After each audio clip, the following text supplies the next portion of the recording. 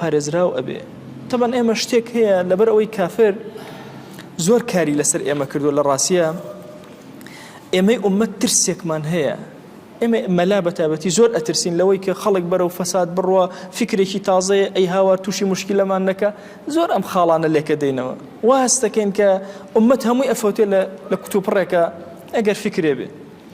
تەسەورەکەن وازانن ئێمە طبعا هەموو زەمانەکانی ئیسلامە دوو فکر هەمیشە هاتون، فکرێکی زۆر متەساهل، فکرێکی زۆر تون.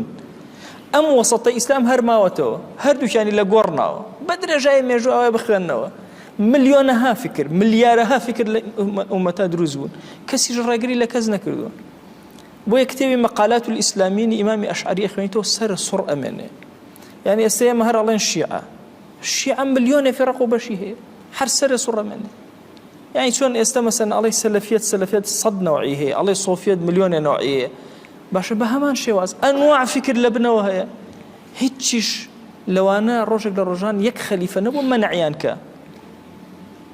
يعني ئەم ترسی کە ئێمە هەمانە ترسێکە لە جێگەی خۆیان نییە.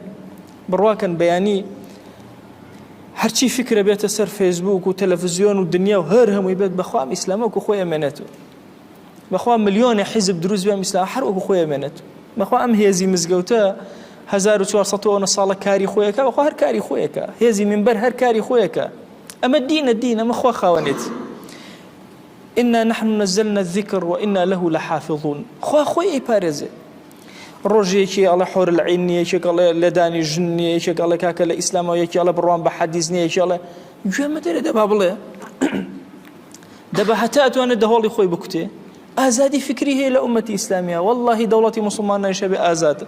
یعنی بیرکەون لە زمانی عوثمانیەکانە هەموو ڕۆژێک گۆڤارەکان پڕ ئەبوون لە باسی سوڵتانی عوثمانی عەبدولحەمیدی ثانی، دانەیەکی لەو گۆڤارەکانی دانەخست با بە مەیلی خۆیان قسە بکەن، ئەمی جوابی خۆی ئەدایەوە. مەیدانی فکر و مناظرە لە ئیسلامە زۆر گەورەیە.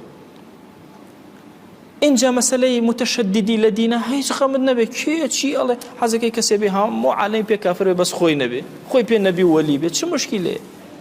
ئەفەرمێ خۆشەویستمان صلی الله عليه وآله وسلم لن يشاد الدين أحد إلا غلبه. بەخوا هەر کەسێ ئەو متەشەدیدیە بگرێ ئەو پەڕەکەی بگرێ لە تەفریط و زیادە ڕەویە، بەخوا لە نەتیجە إلا غلبه دین زاڵە بێ بەسەر ئەو ئەکەوێ. وێ بە درێژایی مێژوو ئەنواع فیڕەقی تون دروست بوون، دەنگێکی نەماوە. عرضم کردن لە مەسەلەی خەواریجە چەندین جار لە ئیسلامە سەریان هەڵدا و هێزیان هەبوو وڵاتیان دەوڵەتیان چی هیچ نەتیجە یەک دانیان بەسەر زەویێنی. ئەو هەیە یعنی لەبەرەوە ئینسان غەمی لە فکر نەبێت، ترسی نەبێت لە بەرامبەرەکەی چی ئەڵێ. طبعا ئێمە هەندێک جار کە عاجزێکمان پێوە دیارە بێت لە هۆکاری چی؟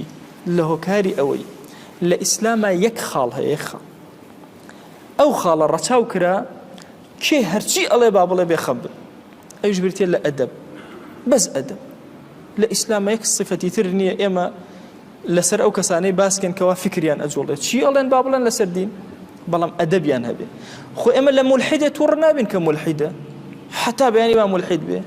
ئیسلام کەی پەکی بە یەک و دوان و مولحید و دە مولحید و سەد و هەزاران و ملیۆنەها ئەکرد. ئاینی پیرۆزی ئیسلام زۆر لەمانە گەورەترە. لەوە ناڕەحەتە بین کەسێک یە بێ ئەدەبی ئەکا بەرامبەر بە مقدسات ئێمە قورئانێک ئەدڕێنێ، قورئانێک ئەسووتێنێ، لە بێ ئەدەبیەکەی بێتاقەتە بین. ئەگە ناتا بەیانی هەر با لە سکی خۆی بکوتێ حتا ئەتوانێت گوێن بدات چی یانی؟ ئەبێ ئێمە ئەو سنوورەی کە شەرع دایناوە ئێمە ئەوە حیفاظەکەین، ئەوی تری حەقمان نییە بەسەرەوە.